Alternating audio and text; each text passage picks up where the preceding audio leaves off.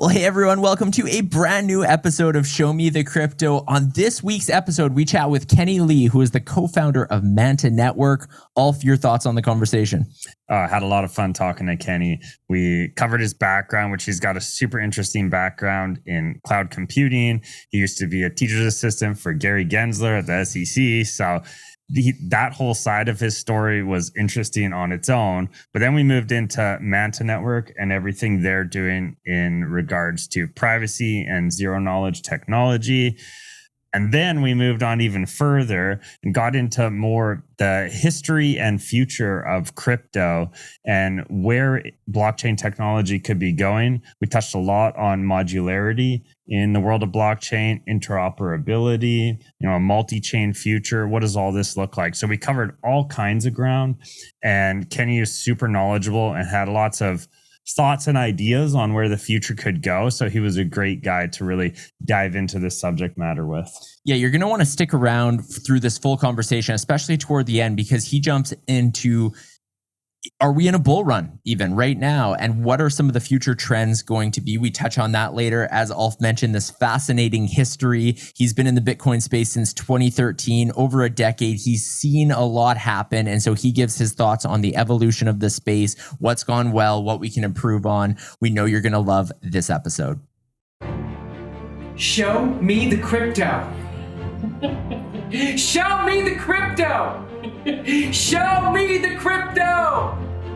In a world on the brink of disruption, two men will bring you clarity by interviewing some of the most intelligent and influential names in the blockchain world.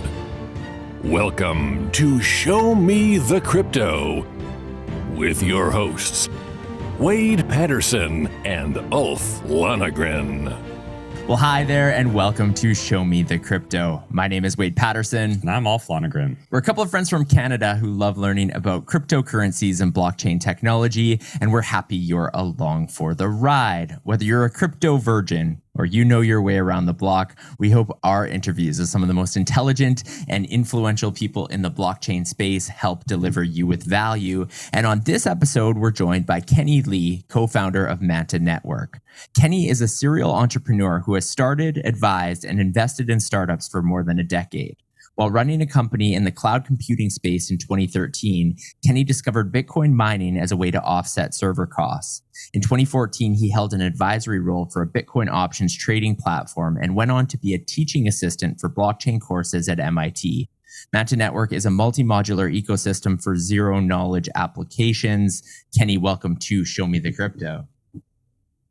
Hi, thanks guys for having me here. Appreciate it. A lot of credit goes out to you guys for helping me sound great, but hopefully I'm able to live up to that.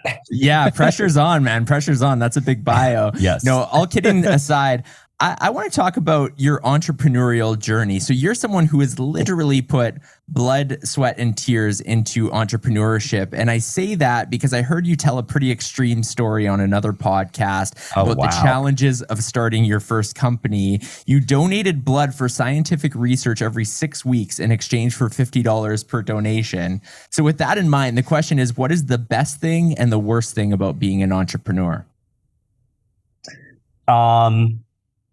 Oh man, you ask an entrepreneur that question, you're going to get a different answer each time.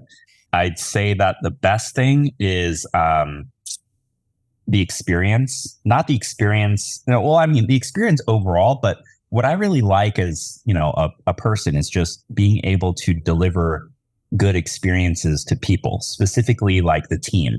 And so being able to kind of grow together, build together, bond together. I think that's my favorite experience as like an entrepreneur, just kind of, having people in your life, in your journey. Yeah. So that's the best thing. What's the worst thing? The worst thing is when you come in unprepared, don't know how to make money, and then you end up giving blood. Okay, can you unpack that story a little bit for us? Like in terms of like, why did it get to that level of, okay, this is the best way to make $50 every 6 weeks? Yeah. So, this is back in 2011. I just graduated from undergrad. And so no idea what to really do with my life. And, being an entrepreneur kind of came out of necessity, because at the time I was just kind of in between trying to figure out my career path, trying to interview for jobs and everything. And so started working on cloud computing, because at the time, the space was also extremely nascent. It was very interesting back then, because there's, you think about cloud now, and literally every project, every company uses cloud. There's nothing that doesn't use cloud anymore. And but back then it was completely different. And so it felt like a bubble as well. But it was also a very new space. So there wasn't too much of a business model around it, right? Enterprise and companies really didn't start looking at it until like 2013, 2014. And before then, it was just like kind of research, experimental. And furthermore, I didn't know how to make money. I've never really done that before. Throughout like high school and stuff, I would just be like a waiter. My weirdest job was being a scarecrow. I was that is a weird job. I grew up in Tennessee, and what I would do is during like October month, right? Like the corn would be harvested, and during that corn harvesting season, the farmers would create mazes, like giant corn mazes. And around Halloween, they haunt those corn mazes, haunt them with like people like me. I just stand up there, pretend to be a scarecrow, scare people. So I knew how to serve people as a waiter, and I knew how to scare people as a scarecrow, but that's about it for my like business acumen. And so when I started the company, I just had no idea how to actually make money, but I needed money. And so there were two things that I did. One was, the blood stuff that you were talking about. And the other one was I was still working as a waiter. And what I would do just to kind of offset costs was I would essentially collect people, because I worked at this sushi restaurant, right? And so it's kind of sanitary, questionably sanitary in terms of like collecting people's uneaten sushi, like in a box. And then at night, after I get done with my shift, there's my dinner right there. So I got paid, and, I got a free meal. So it's great. So that's kind of my sort of start on all this, and started Bitcoin mining back in 2013 to also think of ways to cover costs. So basically my whole adventure has just been thinking about ways to cut costs and cover costs. You're a resourceful man. You've got a lot of that resourceful grittiness going back from those days. And actually, on the subject of Bitcoin mining, I would like to know was that your entry into crypto? And how did you go from that to founding Manta Network later on in life? What was sort of the journey and your experiences in crypto to get from A to B? Yeah. So the way that I actually learned about Bitcoin was very odd. This was in Boston, and I was taking the subway into work every single day. And on the subway, they give you these like really poor, like small newspapers just to entertain you enough so that you get to your destination. And so one day they gave me one of these, and I was reading one of the articles back in like some section, and it was talking about Bitcoin mining. It was talking about this guy who was experimenting with digital currency by doing this thing called mining Bitcoin and all this stuff. It was only like 2 or 3 paragraphs. And then I just started researching from there, and I realized, oh, wait, like all you need are lots of computers to do this. So like, that's exactly what we've got. So let's try it. And so that kind of started the journey. And then, like you guys said, in 2014, I started advising for this company that was attempting to build a Bitcoin ETF, right? Options trading platform, a little bit early for its time, considering it's still not available a decade later. But yeah, so like that, had some conversations with like the CFTC, learned a lot about like the compliance and regulatory process from that. Ultimately didn't launch because, you guys know the reason. And then in like 2017, I guess, people really started looking into crypto. And when I say people, I mean like my family, my friends, right? Because then the whole ICO boom sort of happened, and everyone started asking like, oh, what is crypto? What is blockchain? What is all this? And so instead of answering them all the time, I just started writing about it. And so, I would write about it, and then if they ask, I would just link it to them or something. And then that kind of got me into, researching the space a little bit more. And then in 2018, I went to go get my MBA, and this was at MIT, where I also did some work for the Digital Currency Initiative, which was the blockchain arm of MIT. And also I was the teaching assistant for Gary Gensler, who's the chairman of the SEC. And he, I specifically was his teaching assistant for his crypto courses. And that's where I met Victor, who's the other co-founder of Manta. And we did some projects together over the summer, and then eventually started Manta after we both graduated. So you mentioned Gary Gensler there, and I want to draw attention to your current pinned tweet, which is the year before I was Gary Gensler's teaching assistant for crypto finance at blockchain lab at MIT. I was a student in his class. I wrote a report on BNB. That report, which Mr. Gensler gave to CZ to read, inspired me to get more involved with crypto. Can you unpack that a little bit? Oh boy. Yeah, sure. So, I think that Gary Gensler is, I kind of, how do I say this? There are people in your life that you meet that you say, oh, wow, I wish I could be more like this person. Gary is one of those people. Wow. When I first met him, and this was when I first started, doing the whole MBA, he came off, he's such a approachable, personable, down-to-earth person. And you would never have guessed his background and all of his accolades and stuff based on just having a conversation with the guy. He just feels like, I don't know, what the George Bush saying of like someone you want to grab a beer with. And so, very chill person. And then I took one of his courses, and because he was so chill, he was so easy to get along with, I thought, okay, you know what? I'm just going to kind of, pass this course and, just like get some sort of grade, whatever. He returns my first paper, and I've never seen any professor mark up a paper as much as he did. Like, in terms of every single sentence had a suggestion on how to improve that sentence. And it was insane. Like, I've never seen any professor take that much time to like be that attention to detail. And that's when I realized like this guy's got a super serious side. And so it was such an interesting sort of juxtaposition between interacting with him on a daily basis and actually working with him or working on things for him. Right. And like, I think that's the kind of standard that is very respectable. And at the same time, right, like we've had a lot of conversation around just like blockchain, crypto in general. And like, I actually learned a lot from him. And in fact, like I'd say that most people who took his crypto courses would say the same thing, whether or not they were in the Web3 space before. So I think like the general population, looking at Gary and his policies tend to underestimate exactly how knowledgeable this guy is in blockchain. Is it tough for you to be authentic with that answer and whatnot, like given the kind of the greater public opinion, especially in the crypto space about Gary? Like, is it difficult for you to kind of go out there and go to bat for him a little bit as somebody who's, has a bit of a relationship? I don't think so. I mean, like, I'd go to bat for you guys. Good people are good people. I don't think you have to hesitate to vouch for good people. Yeah. I guess on that note, like good people are good people.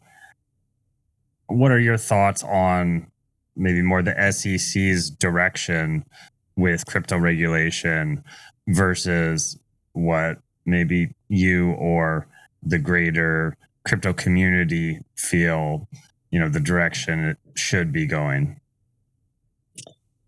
Yeah, I mean, that's a very tough question. Me as just a peasant in all of this has about as much knowledge and insight into this as you guys do probably. I do think like, especially right now I'm in India, right? And before that, traveling Asia, Middle East, Europe, and just seeing all of these sort of crypto communities emerging in places that give these developers and projects the freedom to kind of flex that creative mind to really innovate. And to be honest, like I kind of wish I saw that more in the US. I think that, like people are extremely talented there. It's just a little bit stifling in the sense that, while you're working on all this, there's always this lingering thought in the back of your mind about whether or not you have to worry about, the government coming after you at some point for something that you may have not intentionally done or is not entirely clear. And so definitely, it's something that I do wish could be improved, because there is a lot of talent, there is a lot of innovation, and it just takes the right sort of mindset to really grow that. Is that something that Manta Network has had to have concerns about at some points along the way in the journey, or perhaps in the future? Yeah, of course. I think that every blockchain project probably has to think about it. Or at least every blockchain project that comes on your show probably has to think about it. So, yeah, it's something that we have to also be conscious of, for ourselves, for our team, for the project longevity, right? Yeah. Well, let's go back and sort of touch on more little history again. And I'm just curious, for someone who has been in the space for a while, how have you seen the crypto space evolve from 2013 until now? What's your take on just the evolution in any regard, really? Yeah, I see so much waste, so much effort and so much good intention that is implemented in the wrong way, and it goes to waste. And what I mean by this is back in 2013, you didn't really have Ethereum. You didn't really have smart contracts, applications. What you had was Bitcoin, and then Bitcoin forks, right? So, and then maybe SIA or something. But it's essentially, why did people create these Bitcoin forks? The philosophy behind it, the intention behind it is important, right? Because people saw this as an emerging technology, and it could someday become, global, which it has since that time. But the way that it operates is a bit inefficient. So how do we improve these inefficiencies? And so as a result, you see these forks of Bitcoin, right? You see Digibyte, you see Litecoin, and then eventually you see Bitcoin Cash, and you see all these other forks. But then you fast forward years later, and all there is Bitcoin. And then you look at Ethereum, right? Fast forwarding to 2017, and there's so much wasted effort around, or I wouldn't say wasted, but there's so much inefficient effort around creating Ethereum forks and Ethereum killers, right? I don't know, the narrative in 2017 was, what's the Ethereum killer? Right. And then EOS pops up and raises $1 billion over a year-long ICO. And NEO pops up, and Quantum pops up and represents all of Korea. And NEO represents all of China. NEO is supposed to be China's Ethereum, and Quantum's supposed to be, I think, Korea's Ethereum or something like that. Right. And you have all these solutions and stuff. But fast forward to 2021, 2022, all of those solutions are, irrelevant. Everyone's using Ethereum. And now in 2022 and stuff, I do see this trend coming up again. I think that the trend now is around L2s, right? I mean, we're in L2, but I could probably name you 10 other L2s. And so, everyone's trying to be the L2. But the question is, who is still going to be relevant in 5 years, 10 years, and what's everyone else going to be doing? And so that's more of a philosophical question that we're tackling over at Manta, and it kind of influences a lot of the way that we build and the way that we iterate on things. We are considering ourselves more on the infrastructure layer, but we try to ship more on the application layer. But yeah, so I mean, that's kind of, with all that being said, right? How do I see things changing, and how do I see things improving? I do see there's more and more exploration onto use cases. But I still don't think we found what we consider that killer use case. Kenny, one of the goals of our show is to create really unintimidating content for those who are even brand new to the crypto space. And so with that in mind, if somebody is tuned in, either listening to or watching this episode and has no idea what Manta Network is, how would you explain what is Manta Network? So Manta Network, we are one of the largest OP stack-based L2s. And what does that really mean, right? So if you are in the blockchain space, then you probably come across very high gas fees when you're transacting on Ethereum. And so, the whole point of Ethereum back in, the early days was to quote unquote eliminate the middleman, right? Get rid of the person in the middle that's taking very heavy fees and leaving very little for the actual worker or the creator or something. And fast forward to 2022, we've eliminated the middleman in the sense of smart contracts can be deployed, but we've replaced that with gas fees, which are arguably just as expensive as the middleman. And so now it's a problem of, okay, if we can't even sustain reasonable gas prices when there's only this many people in Web3, how are we really going to quote unquote onboard 1 billion users and still make Web3 sustainable, right? And so purely transacting and interacting on Ethereum itself is not enough to solve that scaling issue. And so as a result, right, we see this emerging trend of layer 2s, which sit on top of Ethereum and essentially provide all the computation needed for applications. And so instead of applications deploying on Ethereum directly and transacting with Ethereum and having gas fees for every transaction, they transact now on the L2, the layer 2. And that layer 2 takes all those transactions, puts them together, and shoves them down as one massive transaction into Ethereum, which ultimately is cheaper for everyone. And so that's what we do. We do the shoving. And what about, because it's my understanding there's Manta Atlantic and Manta Pacific, and what you were just describing is the Manta Pacific network. Am I describing that correct? And what are the differences between the two? Yeah, really good question. So I am describing Manta Pacific. Manta Pacific is fully online. We just launched mainnet approximately 2 months ago. Manta Atlantic is ready to go online. Manta Atlantic has been the layer 1 ecosystem that we've been working on for the past 2.5 years. I can go into more detail of why it took 2.5 years, but the point is that Manta Atlantic is the ability of Manta Atlantic is essentially to provide private on-chain identity and compliant private transactions.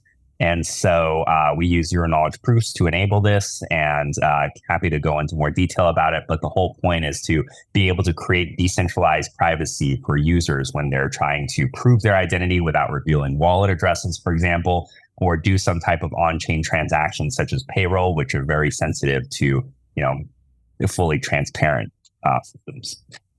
Yeah, you just touched on payroll there, but privacy is something that we've been talking about more and more on the podcast. Can you maybe dive into that a little bit deeper of just why is privacy so important in the space?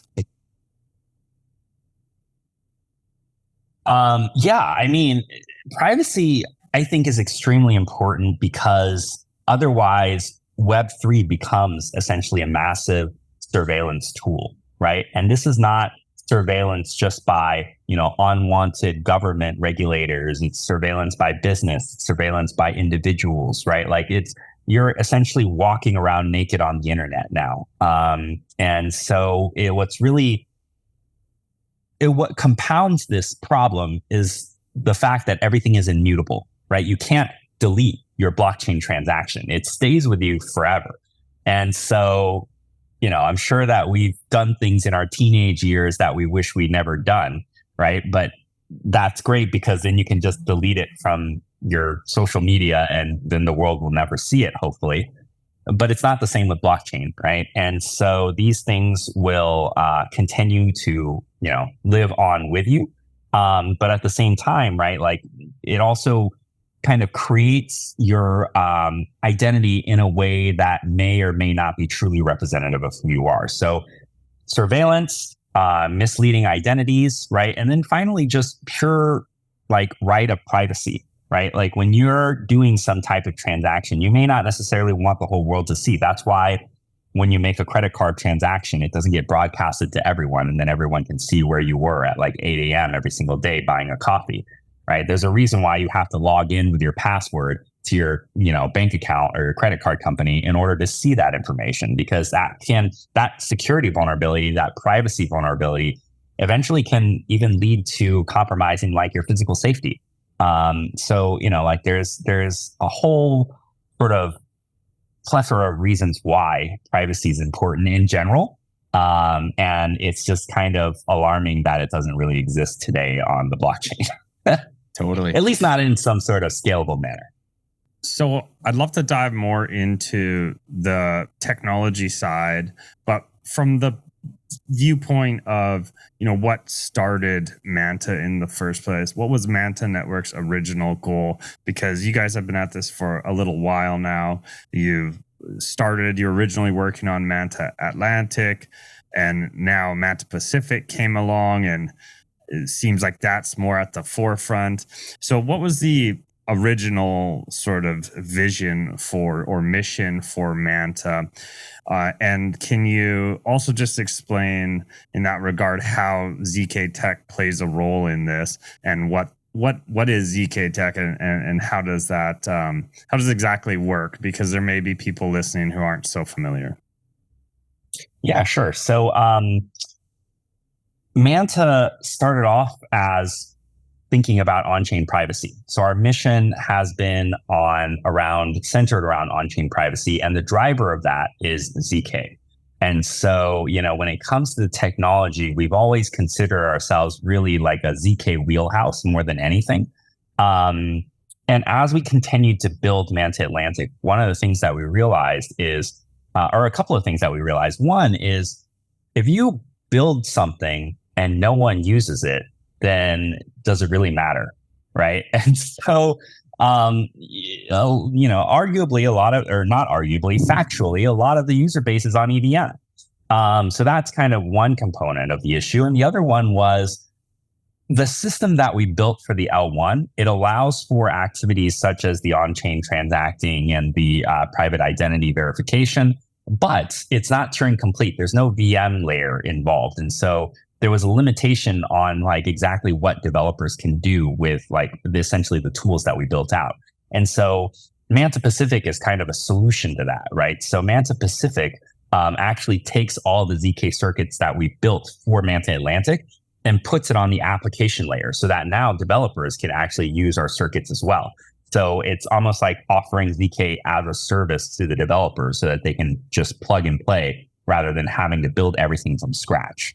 I think, if you look out into the world of ZK use cases beyond rollups, you can kind of condense it into like maybe 5 or 6 different categories. And so right now, everyone's kind of building the same sort of ZK circuits for their own application, but they're doing the same things. And so why make everyone reinvent the wheel when you can offer this more as a service to the entire developer ecosystem?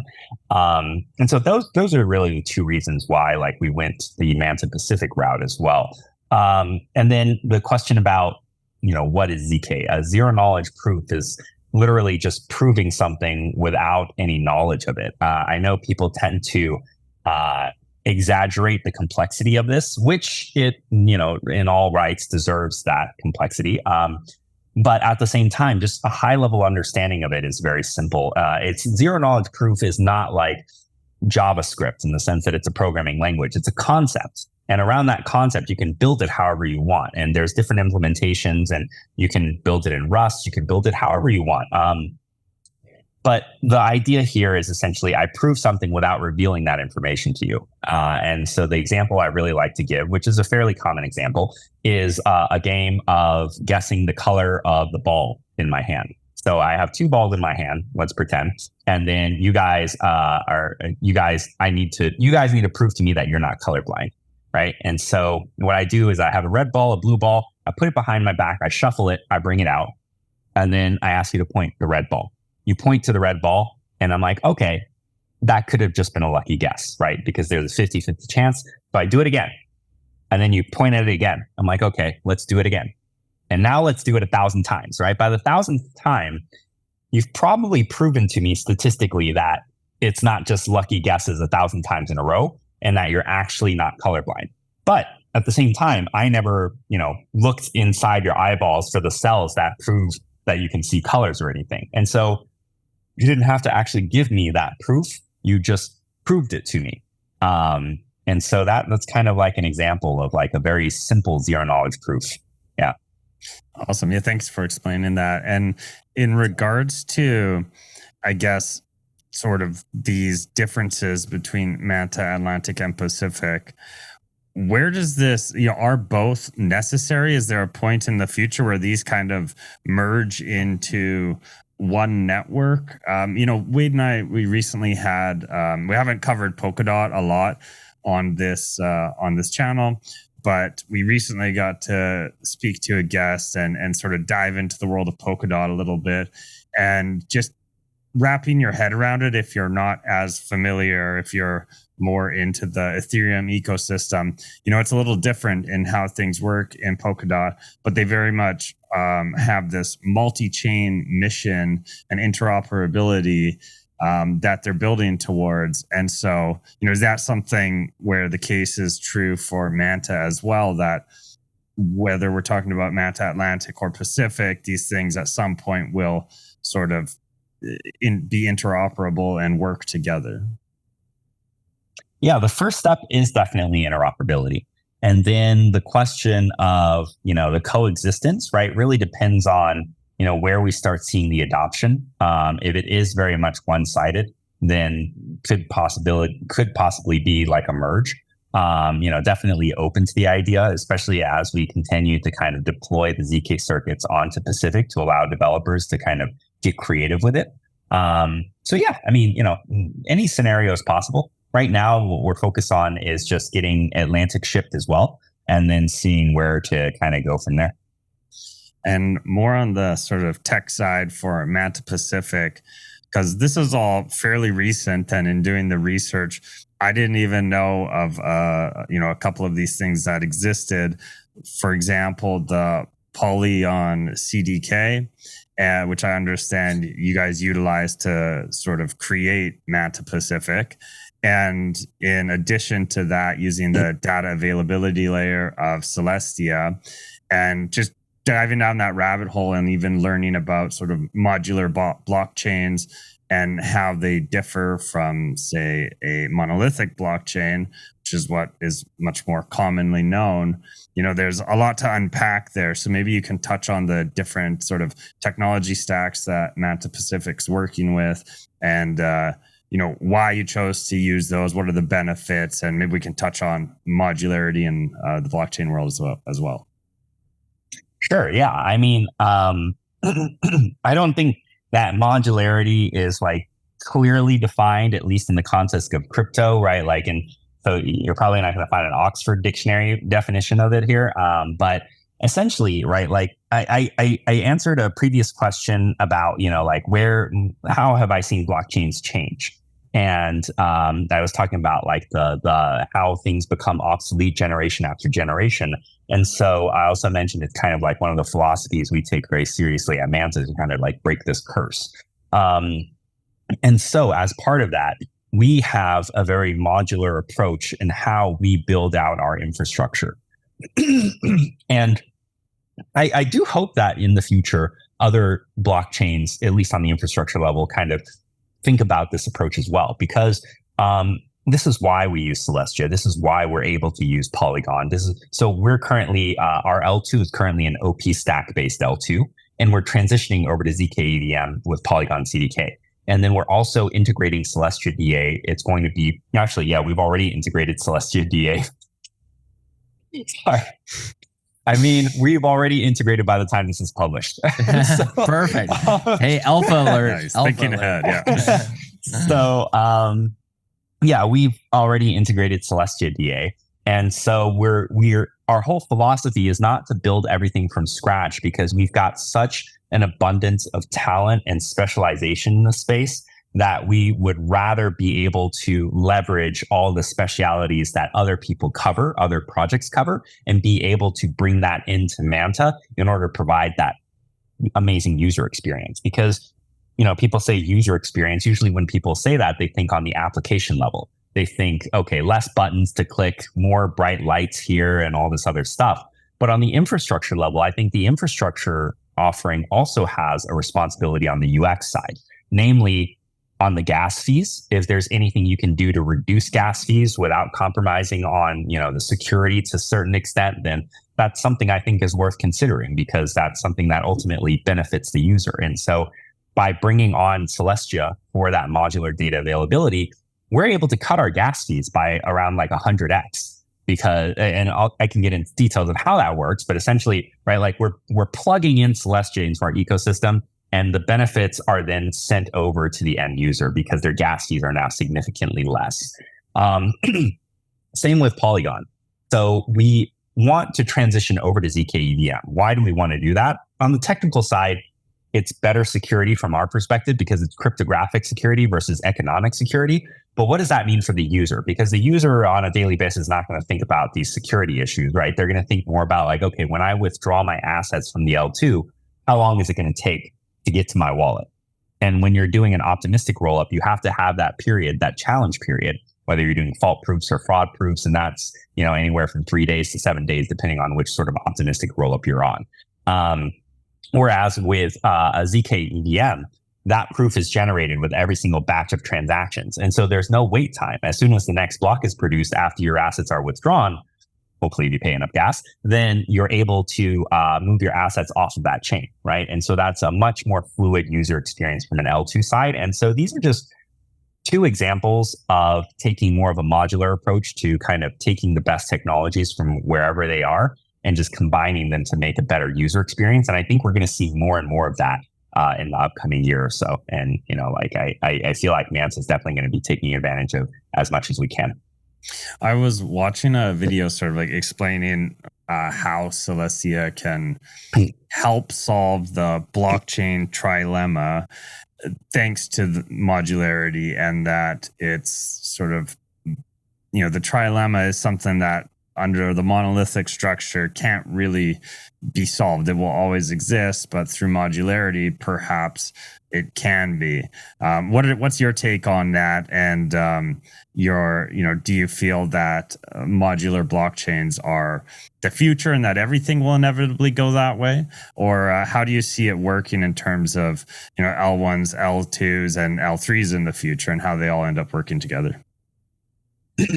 Yeah, so I do think and I hope it will inevitably go that way, because you see this in every other industry, right? Like in cloud computing, which is where I spent almost a decade of my life. Every cloud server is quote unquote modular. You design it from the ground up, but you don't have to build it all yourself. You say what operating system you want, you say what CPUs you want, you say how much RAM you need, how much disk, how much storage, et cetera, and bam, all of a sudden this is like a customized, ready, available server for your specific situation, your specific applications. And so that's just like industry standard, right? Like when you, and I guess it happens less now, but like back in the old days of like hard forks and soft forks of Bitcoin and Ethereum and stuff, it's like, you want to change something, and all of a sudden you have to take a snapshot of this thing and migrate it over. There could be some downtime and all this other stuff. And it's just like, okay, if you look at a business, right? Like if I'm selling, vitamins to customers, and then I want to change my CRM, the customer relationship management software, do I have to take my whole business down for 24 hours? Do I have to snapshot my business and then migrate it over to another building or something, right? No, you just change the software, right? Like you go from Microsoft CRM to HubSpot or whatever you choose. And, it's business as usual. I think that's one of the main advantages of the modular approach, because you have this flexibility in being able to plug and play and allow your uptime to just still be there. The way that Celestia specifically works in terms of modularity is it removes the call data from each Ethereum transaction. And so what does that mean? Essentially, every time you create data on Ethereum, or you create a transaction on Ethereum, there's this area called call data.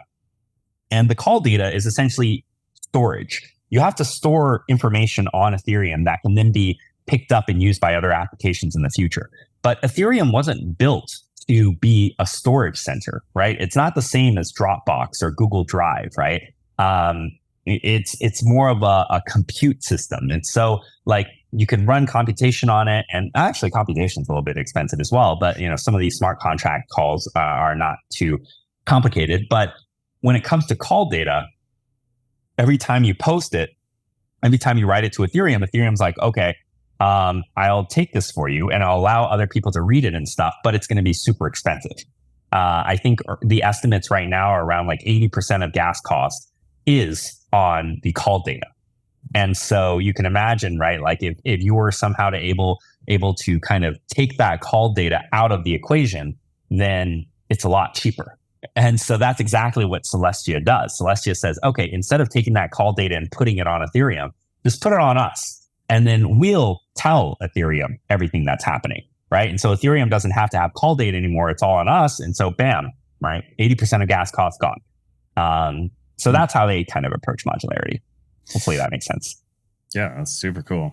Going back to Ulf's question earlier in the interview, talking about the evolution of crypto and your take over the years, and you said, there's this issue that, whether it's the Bitcoin forks, whether it's the Ethereum killer, that there's been this distractedness and maybe hasn't allowed us to be as productive as possible. And you see that trend coming now again.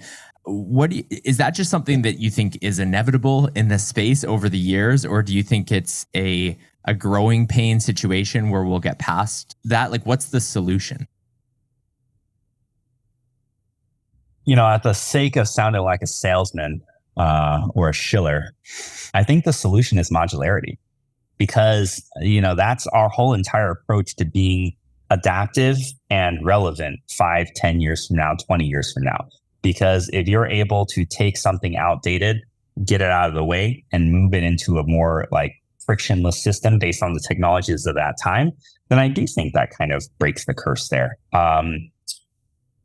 Because when you're working on things like Bitcoin, okay, all right, this is more of like a community concern, because I don't want to tell Bitcoin maximalists exactly how to run their chain, but in theory, right, like if everyone agreed, Bitcoin, well, I guess Bitcoin could just hard fork into like an 8 megabyte block size or something, but it shouldn't have to take so much effort and downtime and risk in order to make these types of changes, right? And so what ends up happening is, okay, now I want a better version of Bitcoin that has a bigger block size. All right, I'm going to fork it. Now I want a version of Bitcoin that has like, smaller block generation time. Okay, so I fork it. And now all of a sudden you have like 10, 20 different forks, but each of those 10, 20 different forks themselves are monolithic, meaning that they can't really change afterwards unless they're forked again. And so that's just so inefficient. And so these projects, they come into the space, they have this amazing vision of scaling Bitcoin and on-chain transactions, but then they fall short because they can't adapt to the changing needs of the environment, right? Now everyone wants VMs, everyone wants Turing completeness, they want smart contracts, they want applications. Okay, what if you were just able to plug that into your L1 and just kind of go at it from there, right? Like, I do think there's a future where that would be entirely possible and very simple. And I think the sooner we kind of head in that direction of being able to be that adaptable, the faster we can kind of break this trend. And since we're talking about the future and where things could go, this talk around modularity, I mean, it makes a lot of sense, at least theoretically. Like, as we talk about, it's like, yeah, that just makes sense. So why wouldn't it go that way? But what about on the interoperability side, or the multi-chain sort of side of things? You were talking about earlier how everybody uses Ethereum, and sort of these other Ethereum killers have come and gone, but there are still other layer ones. There are still other chains. And yes, they, haven't been able to maybe gain in market share over the years, but they still exist and they're still building and they still have active developer communities. At some point, will we get to a stage where it doesn't matter anymore that they're less active or they have less of a user base on these other networks, because we get to a point where networks are interoperable and completely different L1s can work together, and the things that somebody built on, XYZ chain works now for ABC chain through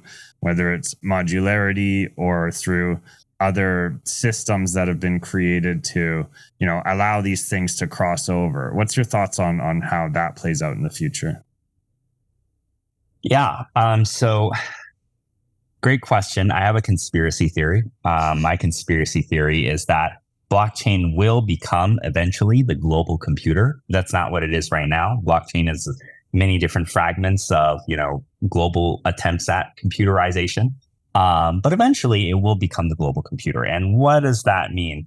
In that world, I think infrastructure will reach its fate as a commodity. That's what infrastructure tends towards, right? Like you look at anything in Web 2.0 infrastructure, whether it comes to data centers, whether it comes to copper wires, whether it comes to carbon fiber, whether it comes to internet services, they're essentially commodities now, right? And like, I'm not choosing a particular internet provider because they have some spectacular service that's so much better than others. It's likely I'm choosing them because they're cheaper or because they basically own the area. All right. Like it's kind of weird how that works, but like that's a commodity. Like I'm not talking to you guys and thinking about, oh, I don't want to connect to AWS. I want to connect to Microsoft Azure. Like, let me try to find a VPN route that lets me go through that, right? Like, no one gives a fuck, right? Like, just connect and have fun, right? Like, actually enjoy the applications. And I think, like, in 5 to 10 years, right? Like, I hope, maybe it's a little aggressive, that all of this infrastructure idea, while still important and while the innovation is still critical, it should not be a concern for the end user. Like, people shouldn't have to care, oh, I'm on Manta Network. People shouldn't have to care, oh, I'm on, Linea or Scroll or Mantle or whatever it is. People should only care that their application is up and running and they can get what they want from the application. And so what does that mean for the L1s, the L2s, the L3s of the world? Maybe the L3s of the world then become the applications themselves. But what I think that means is that there needs to be more seamless interoperability. I think the state of interoperability today is not sustainable because it's a great first iteration, but it still makes you have to care about the infrastructure. Like I still have to consciously think, oh, I'm going to move my assets from this chain to that chain. And I have to worry about it arriving or not. And no matter how many times you do it, it's still nerve-wracking. I do think that there will be a world where you no longer have to care about bridging actively, consciously. And that's also where true scalability comes in. Why? Because I hate to keep going back to cloud computing, but that's kind of the only other world I know. So, that and scarecrows. Yeah, that's true. Yeah, but I don't know how relevant my scarecrow knowledge is in this example. So for cloud, right? Like for traditional internet, if you build an application, you don't scale out by buying one server and trying to beef it up with 64 cores and 180 gigabytes of RAM and 1 terabyte of storage and all that stuff, because inevitably that one server, that one computer is gonna break down. It's not going to work for you. It's not scalable for you if you hit the number of users you want to hit, right? Duolingo, 10 million daily active users per day. They don't do it on one server, right? They do it across many different servers, across many different geographies. I think the same thing should happen with blockchain. It shouldn't just be one L2. It should be able to spin up L2s as you need as a service, right? And be able to use that to scale out your application layer. And so you've got this application. Okay, one L2 is no longer enough. Spin up another L2, share the states. These are all things that are very theoretical right now because, if shared state was really a thing, then we probably wouldn't be talking about this. It'd be a reality. But in the future where shared states really can work out, right? Then spin up another L2 to increase the TPS, spin up a 500th L2 to increase TPS for that application as needed. And then you can spin it down as you don't. I think that is sort of where the global computing power really comes into play when it comes to L2s. And then the L1s are purely just for settlement. L3s themselves, maybe they are the cloud server. I'm not really entirely sure here, but I do think it's a world where like the L2s really have to work with each other. And who knows, maybe it's not a bunch of L2s. Maybe it's just one L2 and everyone spins up that copy because that's the best L2 for them. Or maybe it's different flavors, just like some people use Ubuntu and some people use Fedora and some people use Windows and some people use Mac. But I do think like, in the future, these types of things will definitely be commodities. Otherwise, like there's no mass adoption. So Kenny, we're getting close to the end of the conversation. And in a second, we're going to ask you 3 questions that we ask every single guest of Show Me the Crypto. So we'll get there in a sec. But before we do, I'm curious. I mean, right now at time of recording, we've seen a bit of a run up in crypto prices, Bitcoin just crossing the $44,000 threshold. And a lot of people are questioning, is this like, are we in a bull market right now? What's that look like? So this is a 2-part question. Question 1 is exactly that. Do you feel like we are in a bull market as of right now?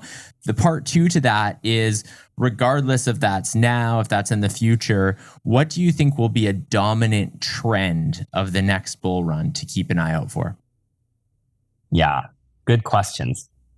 First question is, I feel like people feel like we're in a bull market. Whether I'm convinced of that or not, I mean, it's irrelevant. My opinion is worthless here. I'm not a financial person, so but the trends is very interesting because every sort of market, every sort of these runs has its own sort of dominant trend, right? I do think one thing that I'm pretty interested in is the real world assets.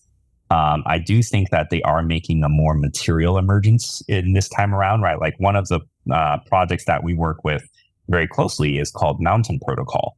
I don't know if you guys have heard of Mountain, but they are the first regulated stablecoin that actually provides native yield. And so the way that they do this is they actually use treasury bills, US treasury bills. And so the yield is around 4 to 5%. And so just by using USDM, right, you have a stable coin and you earn yield on it. And you can transact with it just like without staking or anything. And what does that imply for everything else, right? As soon as one product comes out that's like this, then every product really needs to have something like this, right? Or else eventually it's a competitive disadvantage to not do it. And so I think that's a very cool example of real world assets. And I think markets and bringing real world assets on chain, I think creates new markets and creates more, price discovery for a lot of things that otherwise, you may not have thought you could even purchase, right? I'm in India right now. Who knows? Maybe in 2 years, I could purchase shares of a home or maybe purchase a home and keep it all on chain and then sell it to someone else who lives in Cambodia or something, right? And so now all of a sudden you're taking these sort of traditional resources and giving them out to a global market. What does that really imply? And I think that's a very sort of powerful trend that can really catalyze a lot of the experimentation for the next market. It's a good answer. We've asked that question to a few guests recently, and that's a unique take. So really like that. Well, what's everyone else saying? Well, a lot of people, I don't know. There's been a wide range of answers. Some people were saying gambling. They're like looking at all the low cap tokens, and it's a lot of these gambling tokens that are gonna. I think gambling's been a use case in crypto for the past 10 years. Oh, I know. Yeah, just being in crypto feels like it. What are some of the other things that have been said? I'm trying to recall. I don't know, but it's interesting on that real world use case.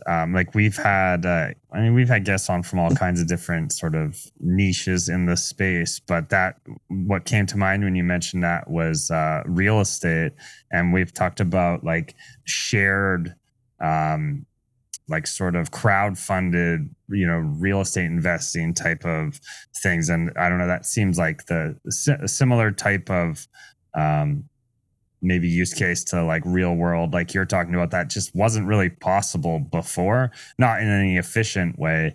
And those are some of the doors that I think real world crypto, experiments open up. We had I can't remember his name. I want to say Devin Bernard. That might be incorrect. But anyways, he was one of the first people to purchase a property as an NFT as well. And so it's like, yeah, you're starting to see this come into play. But yeah, there's been some different takes on the trends. A lot of people talking about, obviously, L2 is going to be big. DeFi is going to be another strong trend. But it's like you said, it's tough to know because who would have guessed? AI, we've heard. Yeah, AI has been a big one.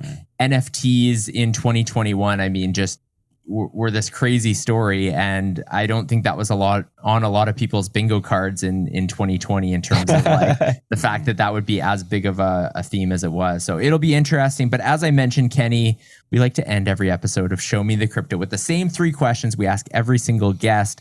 It's a segment we call You Had Me at Crypto. Ulf is going to ask you those questions. All right, you ready? Let's do it. Okay, the first question. Who's your favorite person to follow in the crypto space?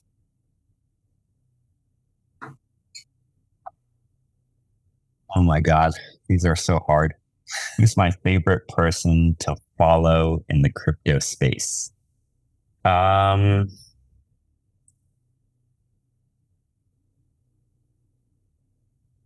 this guy. His name is or he goes by Chain Yoda.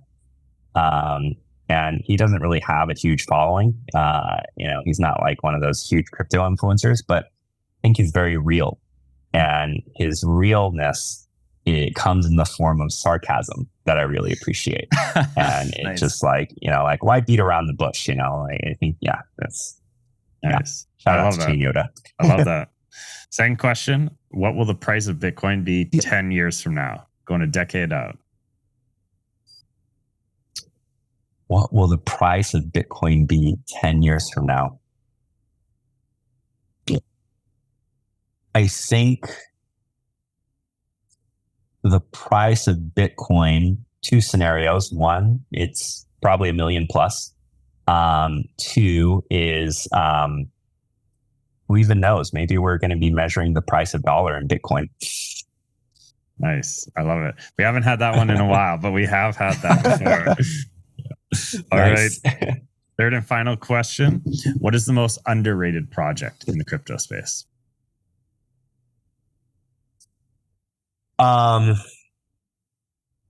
know a lot of under the radar projects. But I do think I mentioned Mountain Protocol.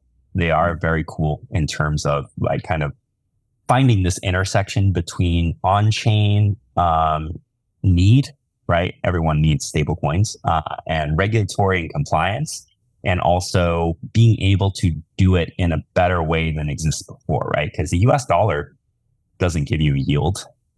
The existing stable coins don't give you yields. And this one just like naturally gives you yield. I really like projects that like push the boundaries of, what traditional ways of doing things are. And there's a few other that come to mind, right? Like there's this index fund that's emerging right now that also kind of pushes the boundary with some arbitrage to make it a very active, like almost like an index fund on steroids. Been talking with that team a lot. It's pretty cool. I don't know if I can get into much detail in here, but I just think like there's a lot of things in this world that can be improved to bring them into the, 2024. Many things in this world still operate in 1995. And so, Kenny, this has been a great conversation. Love your perspective on a lot of these things. Even in researching for this podcast, Ulf and I, it challenged our thinking. Sometimes we get just in the same silo on this podcast, but really fun thinking about some of the possibilities of the future. Thank you so much for joining Ulf and I on this episode of Show Me the Crypto. Thank you guys for having me. Appreciate it. Thank you for listening to Show Me the Crypto. Please make sure to subscribe as well as rate and review this podcast.